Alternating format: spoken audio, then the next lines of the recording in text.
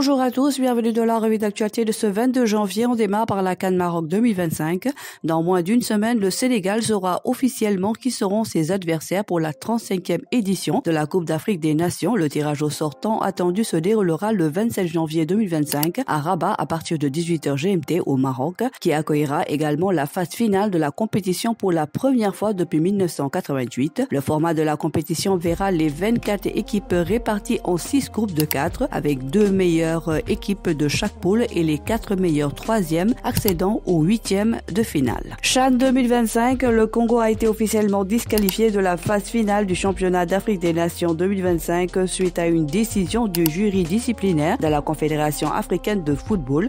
Le Congo, qui était initialement dans le groupe D aux côtés du Sénégal, du Soudan et du Nigeria, voit désormais sa place revenir à la Guinée équatoriale qui intègre ce groupe. Le Sénégal, champion en titre et l'un des favoris du tournoi, se retrouvera donc dans le même groupe que la Guinée équatoriale. Mercato des Lions, l'AC Milan résilie le contrat de Fodé Ballo-Touré. Cette fois, c'est bien fini entre Fodé Ballo et l'AC Milan. Le club italien a annoncé ce mardi la résiliation du contrat du latéral gauche sénégalais de 28 ans. D'un commun accord avec le joueur, l'ancien joueur de Lille et de l'AC Monaco était déjà exclu de l'équipe première et renvoyé en réserve depuis le mois de juillet dernier. En France, Nampalys Mendy poussé vers la sortie des offres sur la table du RC Lens. Parmi les clubs français, l'AC Saint-Étienne, actuellement 16e de Ligue 1, serait l'un des prétendants à la signature du milieu sénégalais. À moins d'un accord pour une résiliation anticipée de son contrat, le champion d'Afrique devra trouver un nouveau club avant la fermeture du marché des transferts le 3 février. Fermé pour des travaux de réhabilitation en août 2022, le stade de Léopold Sédar Senghor sera fonctionnel au mois de mars, a appris Wii Sport. D'ailleurs, des discussions sont en cours entre la Fédération sénégalaise de football et le ministère des Sports pour que l'équipe nationale A puisse y jouer au mois de mars prochain. En effet, Pape Thiaw et ses hommes disputeront les éliminatoires de la Coupe du Monde 2026, 5e et 6e journée au stade de Léopold Sédar Senghor, au grand bonheur des supporters qui rencontrent souvent des difficultés pour se rendre à Diamniadio. Il est aussi annoncé un match de gala entre les légendes du Sénégal et de la France